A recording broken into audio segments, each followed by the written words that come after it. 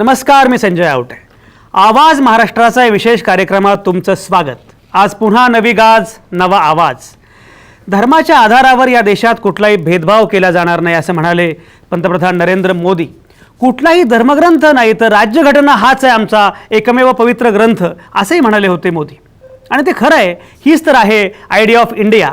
हेच वेगळेपण आहे भारताचं. पण याच देशात अशा बातम्या येत आहेत की खरंच लाज वाटावी. मुसलमान असल्यानं मिसबाह कादरी या तरुणीला मुंबईतल्या वडाळातल्या उच्चभ्रू सोसायटीत घर नाकारलं असा एक प्रकार आत्ता समोर आला आहे. बिल्डर आणि सोसायटीतल्या बाकीच्या रहिवाशांवर कारवाई करावी अशी मागणी मुस्लिम संघटनांची आहे. ही काही पहिली गोष्ट नाही आहे. काही दिवसांपूर्वीच एका मुस्लिम तरुणाला नोकरी नाकारली गेली होती. कारण काय तर तो मुस्लिम आहे. वेगवेगळ्या जाती धर्मांची माणसं आपापल्या स्वप्नाचा पाठलाग करत येतात मुंबईत. अशा अनेकांना मुंबईनं आजवर आकार दिला आणि त्यांनी सुद्धा या शहराला वेगळा चेहरा दिला. अशा वेळी एका तरुणाला तो केवळ मुस्लिम आहे म्हणून नोकरी नाकारली जाते. ही बातमी मुंबईलाच अवमानित करणारी आहे. नुकताच जयप रिबेरो यांनी एक लेख लिहिला होता. तर त्यांनी म्हटलं होतं की मला 84व्या वर्षी माझ्याच देशात उपरं वाटतं. कारण अलीकडे मला जाणवू लागलं आहे की मी ख्रिश्चन आहे. 30 वर्षांपूर्वी जेव्हा पंजाब धुमसत होता आणि भारताच्या एकात्मतेला वाचवण्याची गरज निर्माण झाली होती तेव्हा ज्या ख्रिश्चन माणसाची निवड झाली तोच आता या देशात परका झाला आहे.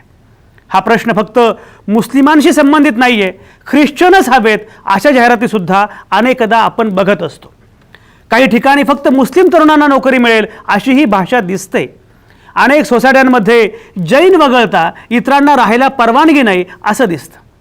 काही ठिकाणी मांसाहार करणाऱ्यांना राहता येणार नाही असे नियम असतात. काय चाललंय का या देशात? सर्वसमावेशकतेवर उभ्या असलेल्या या देशात हे असं कसं घडू शकतं? जाती धर्माच्या भिंती तोडायच्या कशा? आणि हाच आहे आजच्या चर्चेचा विषय. आणि माझ्यासोबत आहेत नामवंत पाहुणे. अवधूत वाघ आहेत माझ्यासोबत. भाजपचे प्रवक्ते आहेत अवधूत वाघ, ते असणार आहेत माझ्यासोबत. मनीषा कायंदे शिवसेनेच्या प्रवक्ते आहेत, त्या असणार आहेत माझ्यासोबत परळमधून. अशरफ आझमी समाजवादी पक्षाचे नेते आहेत. अशरफ आझमी तेही परळमध्येच असणार आहेत. इथे बेलापूरमध्ये माझ्यासोबत आहेत काँग्रेसच्या प्रवक्त्या महिलावादी कार्यकर्त्या नीला लिमये. कोल्हापूरमध्ये आहेत ॲडव्होकेट अमित शिंदे. ॲडव्होकेट अमित शिंदे हे तरुण कार्यकर्ते आहेत. सांगलीमध्ये त्यांनी खूप बदलाचे अनेक उपक्रम सुरू केलेत आणि मुख्य म्हणजे मानवी हक्काच्या अनुषंगानं काम करणारे असे कार्यकर्ते आणि कायद्याचे अभ्यासक आहेत ॲडव्होकेट अमित शिंदे. या सगळ्याच नामवंतांच्या सोबत मला सुरू करायची ही चर्चा की जाती धर्माच्या भिंती तोडायच्या कशा आणि प्रामुख्यानं ज्या मुस्लिम प्रश्नाबद्दल आपण बोलतो आहोत त्या मुस्लिम प्रश्नाचं नेमकं काय करायचं. या सगळ्या अनुषंगानं ही चर्चा आपण करणार आहोतच. पण अगदी सुरुवातीला ही चर्चा सुरू करण्यापूर्वी मला असं वाटतं की मिसबा कादरीनं नक्की काय म्हटलेलं आहे हे जर आपण एकदा बघूया. त्यावरचा तिचं म्हणणं काय आहे, त्याच्या अनुषंगानं जे काही काउंटर रिॲक्शन आहे ती काय आहे, हे दोन्ही आपण बघूया आणि मग लगेच आपण चर्चेला सुरुवात करू. जिस दिन मैं शिफ्ट होने वाली थी उस दिन एक दिन पहले भी मुझे ब्रोकर ने कहा कि मत आओ क्योंकि मुस्लिम टेनेंट्स अलाउ नहीं करेंगे. और मैंने उनको तब बताया कि आप मुझे अब बता रहे हो 4 घंटे पहले 6 घंटे पहले नहीं आने के लिए आप मुझे पैसे देंगे क्या अभी रहने के लिए? कहाँ रहूँ और ये क्या रीज़न है? आप चाहिए तो मुझे राइटिंग में जो चाहिए ले लीजिए कि मैं ये नहीं कर सकती, खाना ये नहीं बना सकती या कुछ भी. उन्होंने कहा आप मुझे एक एनओसी दो जिसमें ये लिखा होगा कि आपको अगर कोई भी तरह का हैरासमेंट, कोई भी तरह का मुश्किल फेस होता है मुस्लिम होने की वजह से बिल्डिंग से, तो ओनर, बिल्डर और ब्रोकर कोई रिस्पॉन्सिबल नहीं रहेगा. ही 1002 फ्लॅटमध्ये एक टेनेंट म्हणजे भाडोत्री माझ्याशी राहते ब्रोकरकडे माझ्याशी. तर 1.5 महिन्यापासून ती बिना एनओसी ॲग्रीमेंटच्या हिशोबाने ती त्या फ्लॅटमध्ये राहत होती. त्यांच्या ग्रुपमध्ये ती एक्स्ट्रा राहत होती त्यांच्या काय. तर ब्रोकरला एक कळलं मला वाटते आणि कळलं तेव्हा ब्रोकरची अशी काय संभाषण झालं काहीतरी तिच्याशी. संभाषण होऊन ब्रोकरची बाताबाजी होऊन नंतर त्यांच्या काहीतरी डिस्प्यूट झालं. ब्रोकरने सांगितलं बाबा तुमको नाही रखते तुमको. आपण बघितलं काय प्रकारची त्या मुलीची प्रतिक्रिया आहे, मॉडेल काय म्हणते आहे आणि त्याच्याबद्दल मालक काय म्हणतात. मुळामध्ये क्षणभर आपण असं गृहीत धरू की समजा या प्रकरणामध्ये काही असेल. मला या एका प्रकरणाविषयी बोलायचं नाहीच आहे. मुळात त्या मिसबा कादरीची चूक आहे की मालकांची चूक आहे हा वेगळा मुद्दा आहे. पण मुस्लिम तरुणाला MBA असून सुद्धा नोकरी नाकारली जाते आणि थेटपणे त्याला असं पत्र येतं HRचं की तुम्ही मुस्लिम आहात आणि मुस्लिम तरुणांना आम्ही नोकरी देत नाही असं घडतं. त्यानंतर मिसबा कादरी पुढे येते आणि मुळामध्ये आपल्यापैकी प्रत्येकाला हे माहिती आहे. म्हणजे या घटना सोडून द्या, आपल्याला हे माहिती आहे की मुंबईमध्ये किंवा अनेक शहरांमध्ये मुस्लिमांना घर मिळणं कठीण जातं हे आपल्याला माहिती आहे. मग हे नाकारण्यात काही अर्थ नाही आहे. त्याचप्रमाणे नोकरीच्या वेळीसुद्धा अशा प्रकारचा विचार केला जातो. या सगळ्या अनुषंगानं गंभीरपणे आपल्याला काही चर्चा करायची आहे. आणि ही चर्चा करताना अगदी सुरुवातीला मला जायचं आहे ॲडव्होकेट अमित शिंदेंकडं. ॲडव्होकेट अमित शिंदे हे मानवी हक्क कार्यकर्ते आहेत, कोल्हापूरमध्ये आत्ता बसलेले आहेत आणि मूळचे सांगलीचे आहेत. अमित शिंदे, मानवी हक्कांच्या अनुषंगानं अशा प्रकारच्या घटनांकडं तुम्ही कसं बघता, काय निरीक्षण आहे, काय म्हणणं आहे? माणसाचं माणूसपण नाकारण्याचा प्रकार आहे, माणसाचं अस्तित्व नाकारण्याचा प्रकार आहे. आपली जर भारताची एकंदरीत देशाची परंपरा बघितली तर संतांपासून बुद्ध, बसवांना, कबीर यांच्यापासून अगदी तुकारामांपासून सर्वांनी बघितलं तर यांनी माणसाला माणूसपण दिलं होतं, माणूसपण सर्वात महत्वाचं मानलं होतं. परंतु आज जात सर्वात महत्वाचा फॅक्टर झालेला आहे आणि जात मनातून मुळातच जात नाहीये आणि ही जात कुठं ना कुठं वेगवेगळ्या पातळीवरती पुढे येताना दिसते. मुळात राष्ट्रवाद म्हणजे संकल्पना आपण समजून घेतल्या पाहिजेत की भारताचा तिरंगा फडकावणं म्हणजे राष्ट्रवाद नाहीये, तर ज्या राष्ट्रामध्ये जी माणसं राहतात त्या माणसांना आपण जर त्यांचं माणूसपण नाकारत असो, त्यांना आपलं म्हणत नसेल तर राष्ट्रवादाची संकल्पना सुद्धा पोकळ ठरणार आहे. जर अशा पद्धतीने आपण जात असेल तर आपण भारतीय राज्यघटनेनं दिलेल्या आपल्या अधिकारांवरतीच गदा आणतो. भारतीय राज्यघटनेनं आपल्याला हक्क दिलेले आहेत, परंतु त्याचबरोबर भारतीय राज्यघटनेच्या कलम 52 मध्ये आपल्याला मूलभूत कर्तव्य दिलेली आहेत. या मूलभूत कर्तव्यामध्ये देशाची अखंडता जोपासणे, देशाची एकात्मता जोपासणे, बंधुभाव जोपासणे आणि त्याचबरोबर भारतीयामध्ये मानवतेचा प्रसार करणे ही मूल्य आहेत. ही मूल्यच आम्ही पायदळी तुडवतो आणि जर अशी मूल्य पायदळी तुडवली जात असतील तर हा फक्त धर्मामध्ये किंवा याच्यामध्ये भेदभाव पसरवण्याचा मुद्दा नाही, तर हा देशद्रोहाचा मुद्दा आहे. आणि अशा प्रकारे सगळीकडेच खत पाणी जर घालत असेल, पूर्वीपासून हे प्रकार होते, नवीन सरकार आल्यानंतर हे प्रकार जरा जास्ताला बळ मिळते असं वाटत आहे. तर मुळात सरकारनं ह्या प्रकारांना देशद्रोह म्हणून ठरवलं पाहिजे आणि त्या संदर्भात अवधूत वाघ अमित शिंदे असं म्हणतायत की नवीन सरकार आल्यानंतर या प्रकारच्या गोष्टींना बळ मिळतं आहे. खरंच बळ मिळावं असं काही नवीन सरकार करतंय, बळ मिळावं असं काही भाजपकडून घडतंय, काय म्हणणे अवधूत वाघ?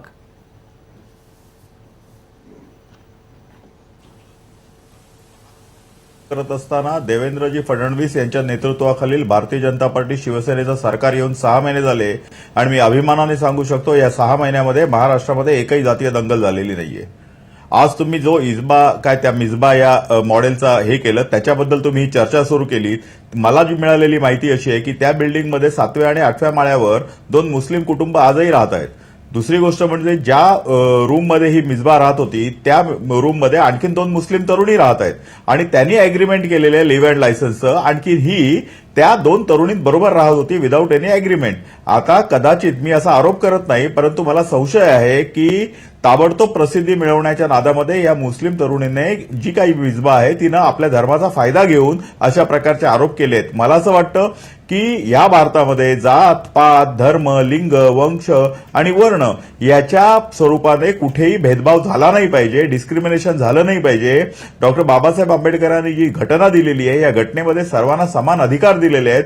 कोणीही डिस्क्रिमिनेशन करू नये आणि जर कोणी अशा प्रकारे डिस्क्रिमिनेशन करत असेल तर त्याच्यावर जी इंडियन पिनल कोड प्रमाणे योग्य ती कारवाई आहे ती कारवाई झाली पाहिजे. ज्या मुस्लिम तरुणाचा आपण उल्लेख केलात त्या बाबतीमध्ये ताबडतोब सरकारने आणि या गव्हर्नमेंटने स्थानिक पोलीस स्टेशनवर त्याच्यावर योग्य ती कारवाई केलेली आहे, त्यांच्यावर खटले दाखल केलेले आहेत. मला आता नुकतंच कळलं की त्यातले काही जे आरोपी आहेत ते मुंबई उच्च न्यायालयामध्ये जाऊन त्यांनी अँटिसिपेटरी बेल घेतलेली आहे. एनीहाऊ कायदा आपलं योग्य ते काम करेल. मला असं वाटतं की याबाबत एक वेगळी चर्चा व्हायला काही हरकत नाहीये. नुसतं धर्मच नव्हे तर जातीपातीच्या भिंती सुद्धा गाडून पडल्या अगदी अगदी अगदी बरोबर अवधूत वाघ, खूप महत्वाचा मुद्दा आहे. ह्या सगळ्या भिंती आपण तोडल्या पाहिजेत आणि सेतू बांधले पाहिजेत, पूल बांधले पाहिजेत. हा अतिशय महत्वाचा मुद्दा आहे. नील आलिमे, मला सांगा की आता मुंबईमध्ये या प्रकारच्या 2 घटना समोर आल्या. खरं म्हणजे या समोर येणं ही चर्चेचं निमित्त आहे, पण खरं तर खूप घटना अशा आपल्याला सांगता येईल. म्हणजे मिसबाच्या संदर्भात मी मगाशीच म्हटलं की त्यात खरं खोटं काय हा वेगळा मुद्दा आहे, पण हे घडतं हे आपल्याला माहिती आहे. हे नाकारण्यात काही अर्थ नाही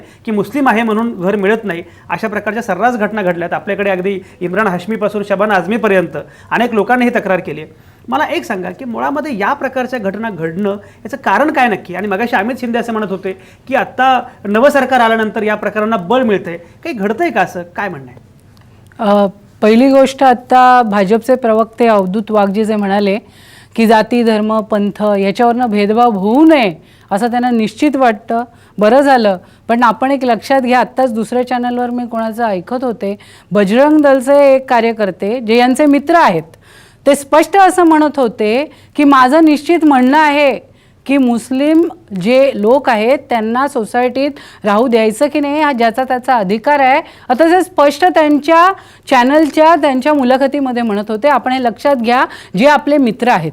असो, आता आपण जो प्रश्न विचारलात त्याप्रमाणे हे खरोखरच आहे की आत्ता मिसबाच्या निमित्ताने हे पुढे आलं.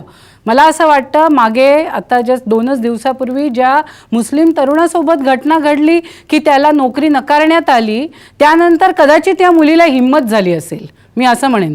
कारण हिंमत हा शब्द मी यासाठी वापरते की प्रसिद्ध अभिनेत्री आणि सामाजिक कार्यकर्त्या शबाना आझमींनी हे फार वर्षांपूर्वी सांगितलं होतं आणि त्याच्यानंतर आज एक सामान्य मुलगी त्या मानाने तिन्ही पुढे येऊन सांगितलेलं आहे. आपल्या देशातले असे असंख्य लोक असतील त्यांनी कदाचित हा अनुभव घेतलेला असेल.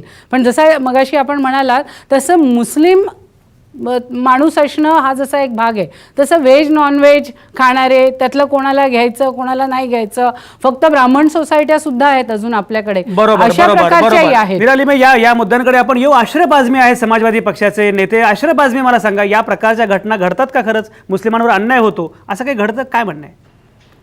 देखिए, सबसे पहले मैं थोड़ी सी बात पीछे ले जाकर बताना चाहूंगा. जब ये देश आजाद हुआ और 1947 में ये तय हुआ कि धर्म की बुनियाद पर एक बगल में मुल्क बन गया है हिंदुस्तान को तकसीम करके, और ये हुआ कि भाई लोगों को वहां जाना चाहिए. जो लोगों को जाना था वो गए, लेकिन बहुत बड़ी आबादी मुसलमानों की इस मुल्क में खड़ी हुई. उन्होंने महात्मा जी की बात सुनी, उन्होंने अब्दुल कलाम साहब की बात सुनी और इस मुल्क के लिए वो यहाँ पर खड़े रह गए. आज अगर आप देखेंगे तो एक बड़ी ताकत जो है वो इस तरह से देश में लोगों के दिलों को बांट. माध्यम से ये पूछना चाहता हूं कि आजादी की लड़ाई के बाद, जी आजादी की लड़ाई से पहले जब सुखदेव जी ने अपनी जान की कुर्बानी दी थी और वो शहीद हुए, तो क्या ये देश ब्राह्मणों का है? सरदार भगत सिंह ने इस मुल्क के लिए अपनी जान गंवाई, तो क्या ये मुल्क सरदारों का है? शहीद अशफाकुल्लाह ने अपने फांसी के फंदे को चूमते हुए आखिर में एक शेर कहा था कि कोई आरजू नहीं है, गर आरजू तो ये है, लाकर जरा सा रख दे खाके वतन कफन में. तो क्या अशफाकुल्लाह की शहादत इस बात की गवाही देगी कि ये मुल्क मुसलमानों का है? ये मुल्क उन तमाम लोगों का है जो इस मुल्क में पैदा हुए हैं. मैं आपको बताना चाहता हूं, जो इतिहास आज के लोगों को पढ़ाने की कोशिश की जा रही है वो इस मुल्क को आगे चलकर नुकसान पहुंचाने वाले लोगों की सोच है. मैं आपके माध्यम से बरोबर. अशरफ आझमी, तुमच्या भावना पोहोचल्या. अतिशय महत्त्वाचं तुम्ही बोलता आहात. मला आता मनीषा कायंदेंकडे जायचंय, कारण त्यांच्या एका नेत्यानं असं जाहीर विधान केलं होतं की मुस्लिम मताधिकाराला विरोध करणारा अशा प्रकारची मांडणी केली होती आणि त्यानंतर शिवसेनेमध्येच खळबळ उडाली होती. पण एकूण मनीषा कायंदेनं मला मुद्दा विचारायचा आहे की या मुस्लिम प्रश्नाकडं शिवसेना नेमकं कसं बघते? कारण कायमच हिंदुत्ववादी भूमिका शिवसेनेनं थेटपणे घेतली आहे, पण मुस्लिम प्रश्नाचं मनीषा कायंदेंचं शिवसेनेचं आकलन काय आहे हे मला त्यांना विचारायचं आहे. पण ही सगळी चर्चा आपण पुढे सुरू ठेवणार आहोतच. आत्ता या क्षणी मी घेतोय एक छोटासा ब्रेक.